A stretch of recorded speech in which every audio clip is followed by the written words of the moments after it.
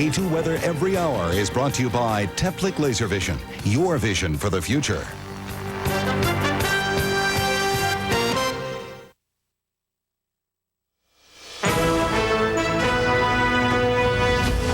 On World News tonight, the Bush administration complains about aggressive harassment by Chinese pilots and has the video to prove it. The police union in Cincinnati says that officers were unjustly criticized for killing more than a dozen black men. The stars of homeschooling, more and more colleges like them. We'll take a closer look. And though he cannot see, he may well be the first blind person to scale Mount Everest. From ABC News World Headquarters in New York, this is World News Tonight with Peter Jennings. Good evening, everyone. So much for diplomatic language. For the entire time that the U.S. Navy flies were being held in China, the Secretary of Defense Donald Rumsfeld was notably quiet. He said today that too many hands on the steering wheel was not a good thing. But there's been a lot of frustration at the Pentagon about the Chinese version of events. And today, when Mr. Rumsfeld held a news conference, he let the Chinese have it in no uncertain terms. ABC's Martha Raddatz is at the Pentagon tonight.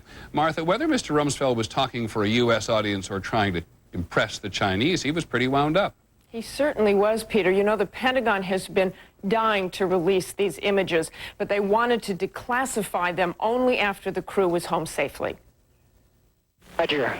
A119 or 2. The Pentagon says this was the view from the cockpit of an EP-3 last January. No, hey, we got a VID on him. The Chinese fighter jet flying close by, according to the Pentagon, is the same jet that collided with the EP-3 13 days ago. Whoa. He's going right in front of us. Same altitude. All right. Whoa, we got bumped. Felt that one. We got bumped. Thumped, the pilots say, by airflow from the Chinese jet's engines. And he's very, very close. Oh, yes. He's almost probably 20 feet from our wingtip. So he's inside of our wingtip. The Pentagon is not certain the Chinese pilot in the video is missing pilot Wang Wei, but this is the jet he often flew.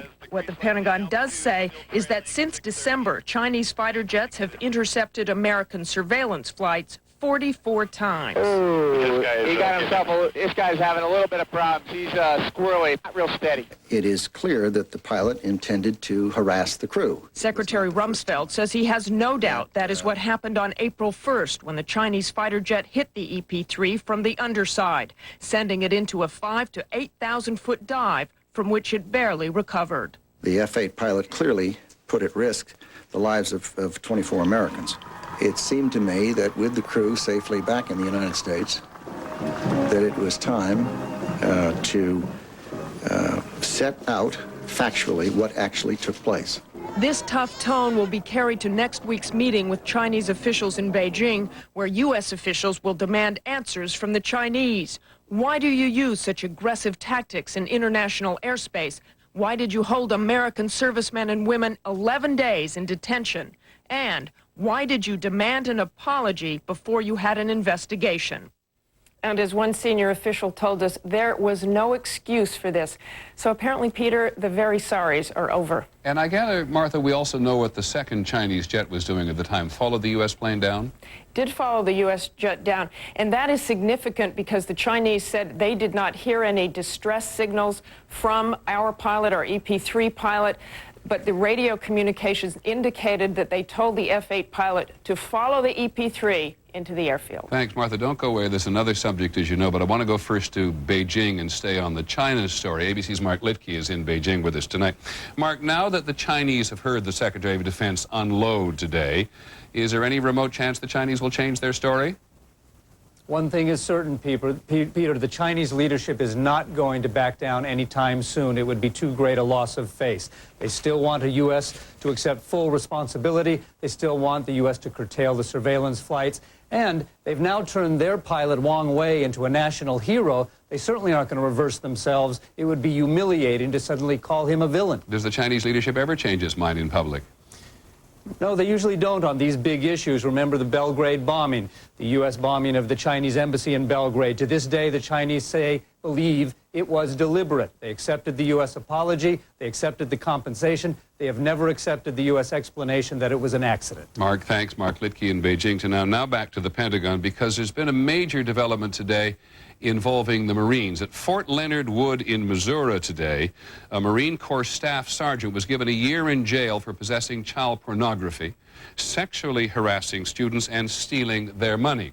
So back to Martha Raddatz at the Pentagon. I gather there is more than one man involved. There certainly is, Peter, and I want to point out this was quietly released by the Marine Corps. There was no big major announcement. But in addition to that staff sergeant, 3 instructors have been charged with sexual harassment, fraternization, and stealing. 20 other instructors are under investigation for allegations ranging from larceny to sexual misconduct and fraternization. Again, the Marine Corps has revealed that it has interviewed 400 Marines around the world about these incidents. This misconduct is believed to have occurred last year between April and October. Thanks, Martha. It may be issued quietly today, but will undoubtedly grow over the weekend and next week. Now, in the other news today, the Attorney General John Ashcroft has asked the Justice Department's Civil Rights Division to go to Cincinnati. They're going to review how the city's police department does its job. There were riots there this week, as you know, after the police shot an unarmed black man. Tonight, the city is under curfew once again, and the tension has not evaporated. ABC's Aaron Brown is in Cincinnati. Aaron. Peter, late today, the public safety director, the police chief's boss, resigned. That's giving some people hope that tonight will be as quiet as today has been. On the first day after the first peaceful night in a week, hundreds gathered in the center of the city for what was one part Good Friday prayers. Each of us has the power to bring peace within ourselves. But also an appeal for calm. Let us support the police in our city, O Lord, as they try to uphold peace and to keep our city calm. Last night, Cincinnati looked like no other major city in the country. It's downtown, eerie and empty.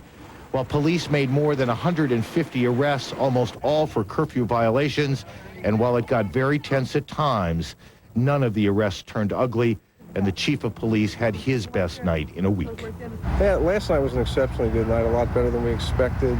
The head of the police union entered the fray today when he passionately argued that virtually all of the police shootings in recent years were clearly justified. Once and for all, we've made it clear that our police officers are not some band of rogue Nazis roaming Cincinnati, hunting down and killing black men.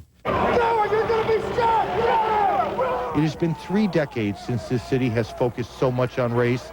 It was not what happened Saturday night, the 15th black man killed by police in recent years, that has caused the attention here and from the Justice Department as well. Not the shooting, something else. I'm not sure that at 15 we would have had the attention to this that we now have. It took the violence. That violence sometimes works is an even more striking admission when it comes from the chief of police. Had there not been violence, would there be the same urgency to address the problems that there is now? Well, I think the obvious answer to that is no. There is enormous anxiety here tonight about what tomorrow will bring as Timothy Thomas's funeral. Thousands are expected to attend in the neighborhood they call Over the Rhine, where so much of the violence has been centered. Peter? Thanks, Aaron. Aaron Brown in Cincinnati. In the other national news today, environmental activists from Greenpeace hung a banner from a water tower near President Bush's ranch in Texas today. It says, as you can see, Bush, the toxic Texan, don't mess with Earth. We learned this week that Mr. Bush wants to severely restrict the ability of environmental groups to get rare plants and animals put on the endangered species list. Here's ABC's Barry Serafin. Most of the more than 1,200 species on the endangered list got there because of legal pressure by outside groups. But the Bush administration says lawsuits are swamping science, that biologists, not judges, should be setting priorities for protecting endangered species. The Fish and Wildlife Service faces 75 lawsuits involving 400 species. Officials say as of now, every cent of the service's $6.3 million endangered species budget this year will be spent on dealing with such suits. The same concerns were expressed within the Clinton administration, which stopped adding species to the list last year because of the time and money needed to address legal challenges. Environmental organizations say the change sought by the Bush administration would gut the Endangered Species Act and leave compliance to Interior Secretary Gail Norton, who has argued in the past that the act was unconstitutional. The proposal to change the rules on vanishing species has given critics one more reason to brand the Bush administration as anti-environment. Barry Saroff, ABC News, Washington. There are some interesting numbers in the news today. President Bush reported his income tax today. $895,000 he made last year, most of it from investments, and he paid $240,000 in taxes. Vice President Cheney made $36,086,000 last year, much of that when he cashed in on stock options in the company he used to run. Mr. Cheney's tax bill was more than $14 million. And the Census Bureau said today that the number of children who live with both their parents increased during the 1990s. The percentage of children in these families grew from 51 to 56% between 1991 and 96, the last period for which they've done a study. And so the so-called traditional nuclear family appears to be making a comeback. When we come back, Good Friday. We'll also take a closer look tonight at the growing number of homeschooled students who are succeeding in college. And then we'll go to the top of the world despite incredible odds. And he may get there.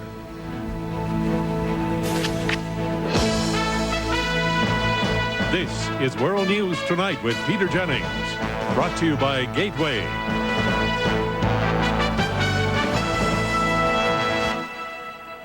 Every other store you go to, you get paperwork, you get sales pitches, and you don't get to play. He wanted to shoot digital video. We looked at the Gateway Performance line, which features Intel's Pentium 4 processors. It's like having a big friend that knows all about computers, who knows everything it is that they're, all the different things that will work for me. There's no place like Gateway Country. Come on in and see for yourself.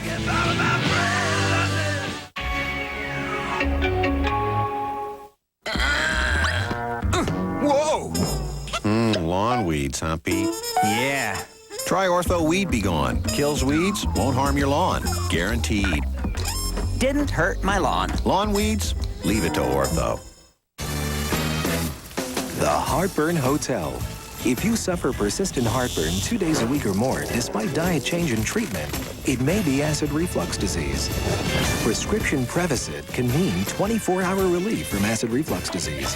Prevacid turns off tiny pumps that produce acid. It has a low occurrence of side effects, such as diarrhea, abdominal pain, and nausea. Ask your doctor if Prevacid is right for you. So leave your heartburn behind. When you buy tires, you're not just buying rubber and steel. You want the confidence that your tires will get you to your destination safely. I'm John Lampe, new CEO of Firestone, and I'd like to introduce Making It Right, our action plan for the future. It's dedicated to gaining your trust and includes important upgrades in manufacturing and quality control. Firestone wants to make it right because your safety is our primary concern. The forces of nature are waging a war, and the target is your deck. But Thompson's Water Seal will stop them, because when others fail, Thompson succeeds, protecting your deck like no other, guaranteed. Thompson's Water Seal. It never takes a day off. In the overseas briefing today, Good Friday. Around the world, millions of Christians have commemorated the day on which the New Testament says Jesus died on the cross. In northern Spain, 15,000 drums were beaten. It is to simulate the earth tremor that the Bible says followed his death. At the Vatican, Good Friday is for repentance. The Pope heard confession from Catholics in Italian, English, Spanish, Portuguese, and Polish. In the Philippines, which is the only predominantly Christian nation in Asia, thousands of people gathered for the annual reenactment of the crucifixion. And in Jerusalem and Bethlehem, there were fewer pilgrims this year. Many, many people frightened of the Israeli-Palestinian violence. Last year, there were 100,000 people in Bethlehem. This year, there were 100. We take note tonight of 3 very creative men who died this week. In the heart of South America's rainforest, Richard Schultes was an authority on the medical benefits of hallucinogenic plants. He documented the medical use of more than 2,000 plants, for which medicine thanks him. He died on Tuesday in Boston, and he was 86. This was Forrest Gump the movie, and this never really happened. Have a nice day. The smiley face was really designed by Harvey Ball of Worcester, Massachusetts in 1963. Until his death last night, he made $45 for the little face we see everywhere. It was a little in-house friendliness program at a local insurance company. 2 years ago, the post office put it on a stamp to mark World Smile Day. And Robert Moon died on Wednesday. He created the zip code, those 5 digits that make the mail get there faster and more accurately. Welcome the zip code, learn it today. Mr. Moon thought of it in 1940, but the ZIP, for Zoning Improvement Plan, was not put into use until 1963. Mr. Moon was 83. He died in Leesburg, Florida, 34748. When we come back, schooled at home and very attractive to the colleges.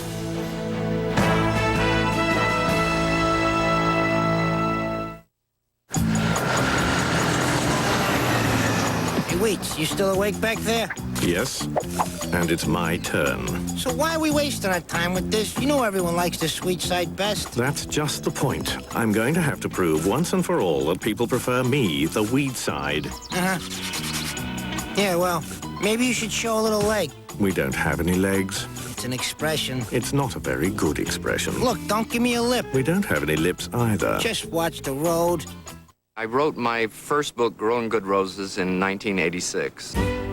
My intent was to help people not make the same mistakes that I made. Roses are hungry little critters, and they want regular food over the course of the entire growing season. I feed with Miracle-Gro every other week. I get blossoms with deep color and fine foliage. It's just the kind of food that they want. What you're seeing now is really a hobby gone bananas. Just feed with Miracle-Gro every other week. Come on, sure. No, she's doing it again. I can't believe it. Sophia, who are you talking to? Billy. I will come to visit you. Billy, but he's in America. I know. Hey, Mama, who is that? My friend. She's crazy. She's crazy. With MSN, you've got the world's #1 messenger service to talk with friends online right from your homepage. She's doing it again. Why are RE/MAX agents so successful at helping you buy or sell a home? They're born with it. Identify Tudor. Correct. She'll make a splendid agent. RE/MAX. Does it sometimes feel as if life's obstacles come after you? Introducing the all-new 2002 Escalade. The most powerful SUV in the world. Escalade.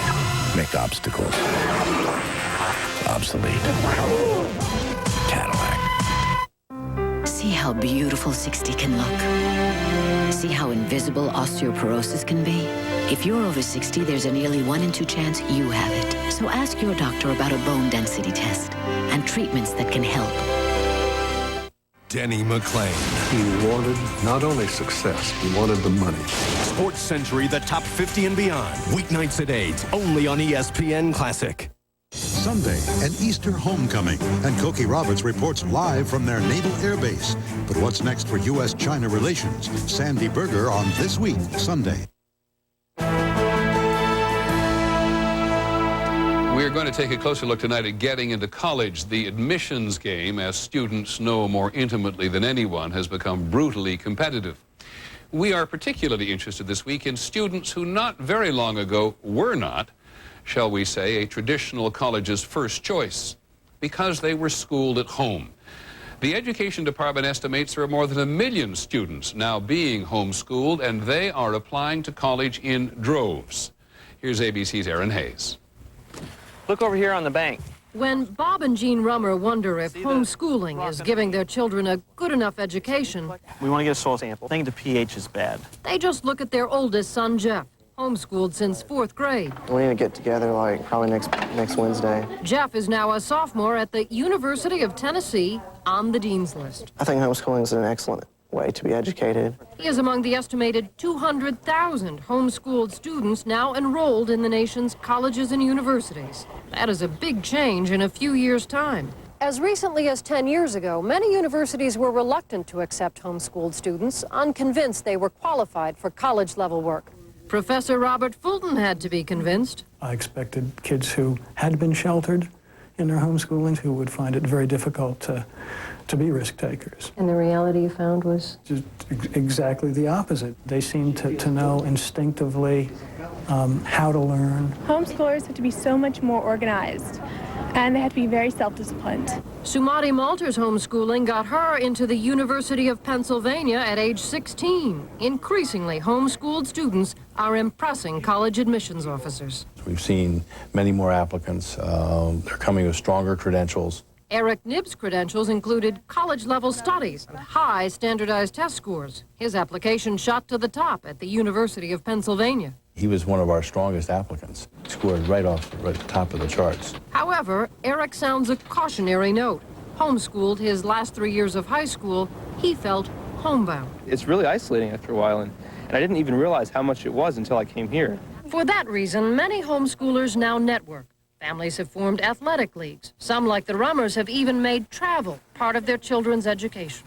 Life's about learning new things. Anything that you could think of, we just got to explore, like, to its fullest. We had the ability to spend an extra 2 weeks studying that just because we thought it was interesting. His little sister Caitlin plans to stick with homeschooling, sees it as perfect college prep. Learning's not always confined to a building. It's part of a way of life. An attitude now fitting right in at institutions of higher learning. Aaron Hayes, ABC News, Chattanooga, Tennessee. When we come back this evening, a treacherous climb to the top of the world. You can't drive a car yet. You can't catch a baseball in the World Series. But most of the things that we consider to be impossible, they're just not.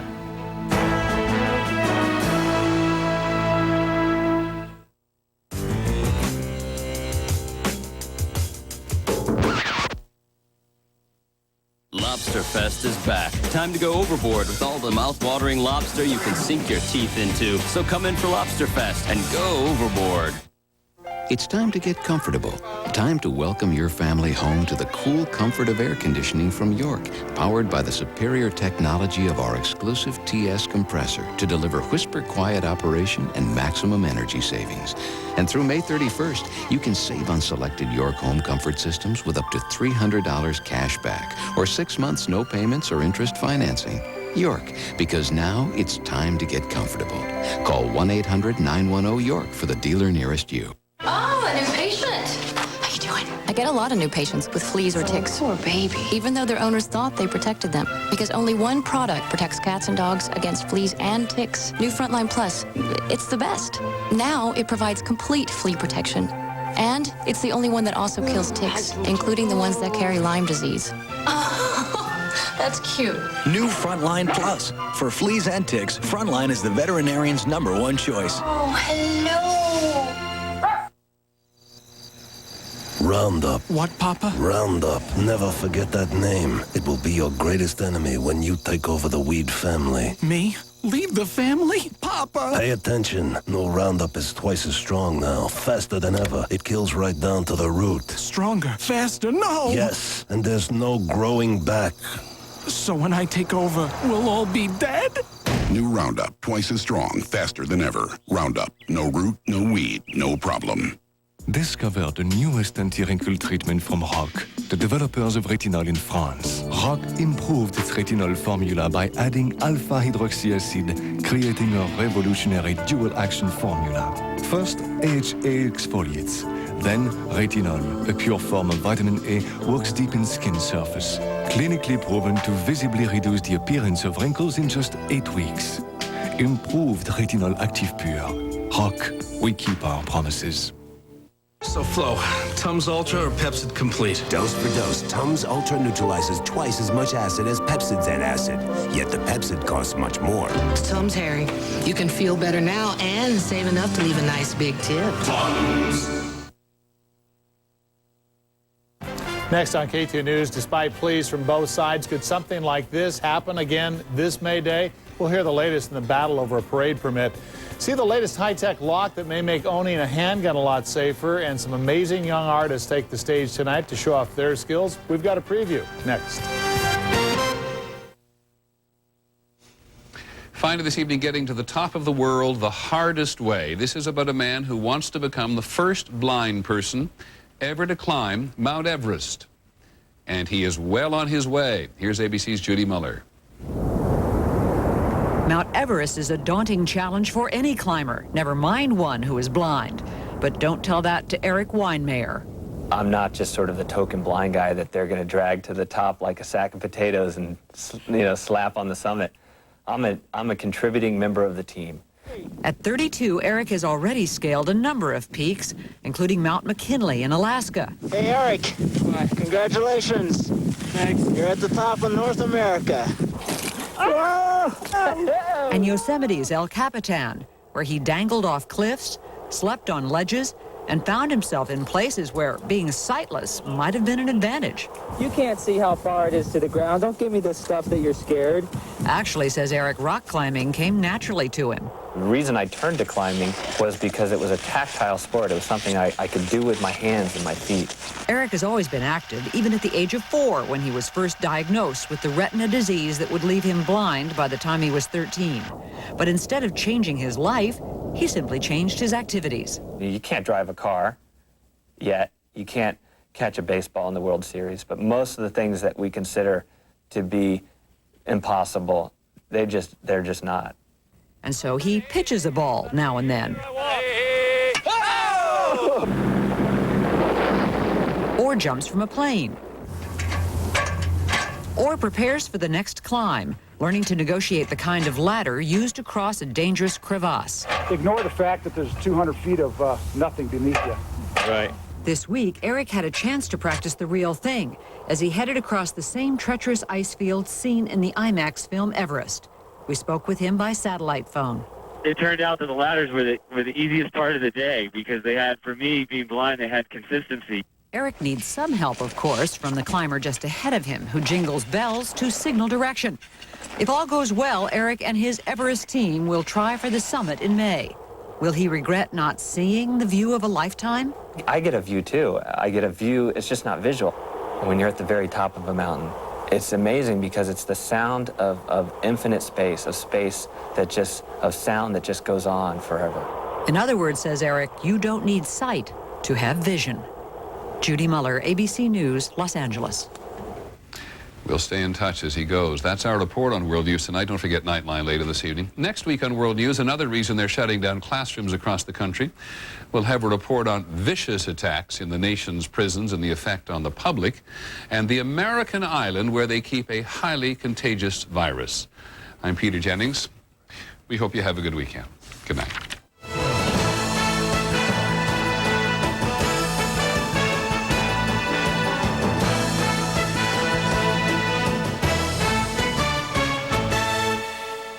His death is like no other. But how much do we know about Christ's final days? Now, as millions prepare for Easter, 2020 retraces his last steps, the remarkable search for new evidence of how he lived and died. 2020 tonight.